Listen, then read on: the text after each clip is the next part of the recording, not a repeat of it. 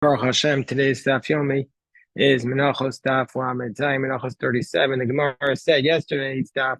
The Gemara said, how do we know when it says you have to put the tefillin on? It's on your left hand.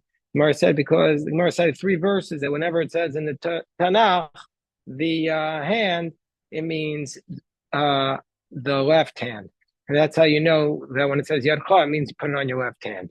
So on top of today's daf, Rabbi Yossi Rabbi Yossi the Chorem. She says, Chorem means he had a flat nose. Tosa says means it was a place, he was from a place called Chorem. He says, Matzinu Yamin Shenikra Yad. He says, no, sometimes we see that the right hand is also called Yad, as it says, Vayar Yosef Kiyashis Aviv Yad Yamino, because he saw that Joseph saw that Jacob put his right hand on Ephraim. V'idach, and whereas those who argue with Rabbi Yossi Chorem say, Yad Yamino Ikri Yad. Yad Yamino Ikri. Yad Stamo Lo Ikri. So the right hand is called Yad Yamino, but Yad, just Yad would mean the left hand. Rabbi Noah's son Omer Eno Tzarchi is a different source for the idea that you tie the tefillin on your left hand. It says Omer Ukshartem Uchsavtem. It says you shall bind the tefillin and you shall write the tefillin. Maksiva Bimin. Just like we know that writing is in the right hand. How do we know? Because mostly people are righties. And so therefore, since writing is done with the right hand, Avkshira Bimin, you also have to be binding with your right hand. The kivin the kshira biyamin, and since you're binding it with your right hand, well, what are you binding it on? On the yachab small, it has to be on your left hand. I mean, so not the best, most convincing logic, but that's the argument. Rabbi Yossi Achorem, the Rabbi Yossi Achorem would say hanacha to besmol menola. How does Rabbi Yossi Achorem know that you put it on your left hand? So he says nafkle mehecha de nafkle Rabbi Nathan. He learned it out from the way Rabbi Nasa learned it out, from that same logic. So Rav Ashi Amar, and this is the one that's the most famous derivation of how do we know you put the tefillin on the left hand. Rav Ashi says miyadcha, because it says in the pasuk miyadcha. It says you should put it on your hand. And when it's written this way in the second paragraph, it's in Vayaki V'yacha, and it's written there. Your hand has a hey at the end of it. Which means meaning to say with your weaker hand, which is your left hand. So maybe read the hey as a chet, which means your hand that is strong. It doesn't say with a chet, it says with a hey. So the Gemara says kitanai. There's a dispute amongst the Tanaim about this. Yadcha behei. Zu small. That means that's yadcha. Since it's written with a, it means to put on your left hand. Whereas acher momrim yadcha. Why does it say it like that? Rabos es hagidein. Why does it say like that? To include the gideim, a person who is missing his arm, he should also put on his tefillin. Tanya idach ein lo zroa, but if he has no arm, patrim in tefillin. A different source says you're exempt if you have no arm. Acher momrim Yadcha or Rabos Asagidim. No, the word Yadcha is to include even a man who's missing his arm should put on tefillin on even if he's missing his hand, they should put it on the bicep. Rabbanan Iter, a lefty, Meniach tefillin b'yamino. He puts tefillin on his right hand. Shu smoa, which is that's his left. The lefty should put on his right hand, which is his weaker hand. But Tanya Meniach b'smol. Don't we say put on his left hand? So the Gemara says Meniach b'smol, Shu smoa shall call Adam. He puts it on his left. Hand, which is the left of every other person, meaning to say he puts it on his right hand because that's everybody else's left. Amar Abaye, so excuse me, didn't we say in the different price of the opposite? He puts it on his left hand, which is everybody else's left. So we see that the lefty should also put it on his left hand. So Amar Abaye, no, that's referring to a person who's ambidextrous. There's a big discussion here amongst the commentaries. It goes on, they argue to this day, what about if a person is not purely ambidextrous? So he does some things with his left, some things with his right. Let's say he writes with his left hand, but he does the other things with his right hand. These are the big arguments, and we're not for now, but just so you know, this is the source for it. Talking to Menachos, al yadcha, where do you put on your hand? Zuki boris, you put it on your bicep. Beinei necha, you put the tefillin on the head between your eyes. Zukad code. This is on the top of your head. Where is it? Rofes, the place where the head of the child is soft, the head of the baby is soft. Ba'amine plimo. Plimo asks this question. He Rabbi Mishi Yeshlo Shnei Roshim, who is a person who has two heads. Be'ezami and meniach tefillin. Where does he put his tefillin? If he's got two heads, which one does he put his tefillin? Rabbi did not like this question. Amrei, oh kum goi, oh kibo echashamta. Either go into exile or accept upon yourself excommunication. Me and I said upstairs my shot with this that Plima was really asking about himself. He has two heads. Which one should he put it on? But that's a symbolic explanation. But Adahachi, in the meantime, Asa who Gavra, a man came along. He says to Rabbi, I just gave birth to a child, or my wife gave birth, and I have a child. This late Trey Raishi, and he's got two heads. Kama Baino a Mesa of a Kohen. How much do I have to give to the Kohen to redeem him? Also, Saba Tanaway, an elderly man came along and he taught you have to give him 10 selah to the Kohen. One for each person, means two separate people. Two separate people. Aini, do you really have to give that? But so first of all, we see that you could have such a case. But V'atani Rami Barchama mitoch shenemar padot tiftes bechor adam shomei ani afil nitraf betocham. I might think you should even redeem him if he dies within 30 days. Tamomer So since he's going to die, you shouldn't have to give anything. So no, this case is different. That the Torah said it relates to the number of heads. That even if he has two heads, he's liable for 10 coins. And so we see from here. Anyway, we see from here. So that child is a different law, but generally speaking, it wouldn't be a question because this child would die within 30 days. So we see from here that Plimo's question was impossible because a Siamese twin cannot live. So that's why they refuted Plimo. Even though we know that there are medical cases today where they do live Siamese twins. But anyway, that's a different question, and we'll deal with that on another circumstance. Because as I said, we're doing it accelerated today, so I can get to the court case. Amar Mar Yadcha, your hand, Zuki Boris. This refers to your bicep. And I don't know you're supposed to put the phone on your bicep. Tan Rabbanon Al Yadcha, on your hand, Zugova Shabiyad. This is the peak of your hand. Atomer Zugova Shabiyad. Eno Ella Al Yadcha Mamish. Maybe it means on your hand. Amar Torah Hanach Film Biyad Vanach Film Barosh. Torah tells us put on the phone of the hand. And of the head, Malalam begova shabaros, just like on the head, it's on the top of the head. Afkam begova shabiyat. Here it's on the top of the hand. Rabbi Lezer Omer Eino Tzarch. Rabbi Lezer says you don't need to say that. Arei Omer says Vayel Chola Ot. So it'll be for you a sign. It'll be for you a sign and not for others. Meaning to say the tefillin of the hand, they're not supposed to be visible. So it's on the part of the body which is the bicep, which not everybody could see. Rabbi Yitzchak Omer Eino Tzarech. No, a different source. Arei Omer v'samtemes dvarai. Should place my words. Eila alavavchem ukshartem. You should put it on your heart and bind them. Shetei sima keneged alev. That the tefillin of the hand should be placed opposite the heart. Should the bicep. They used to put it opposite the heart. Rav Ashi have a Yosef Kameda Meimar. Rav Ashi was sitting in front of a Meimar or opposite Rav Meimar Havavi. And he saw that he had like some wound there, and he made a mark, and he saw his tefillin. Don't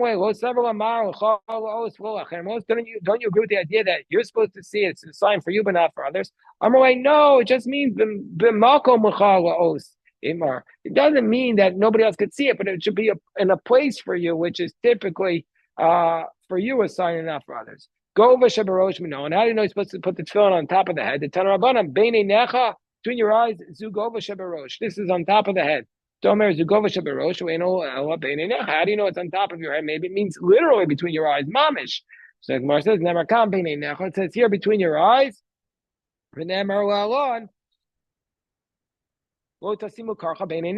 it says after Rahman al-San, a person dies, you're not allowed to make a bald spot between your eyes for a dead body. Just like there, it's on the place where you get bald, so on top of your head. A place of baldness. Here too, the tefillin is on the top of your head. No different source.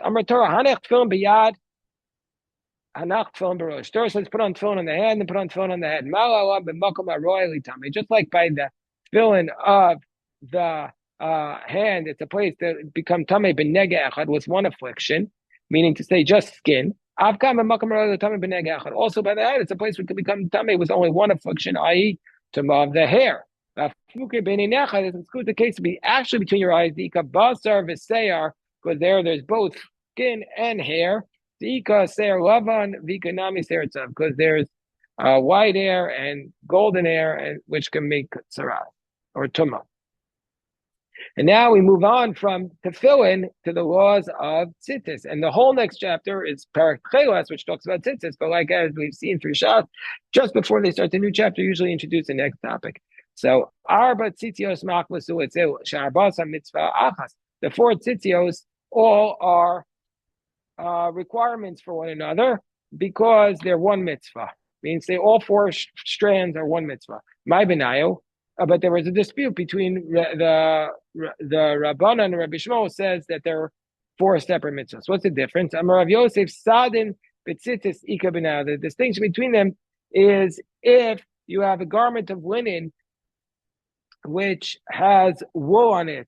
And so that's so if you say it's one mitzvah, because even the one that says that it's four separate mitzvahs wouldn't say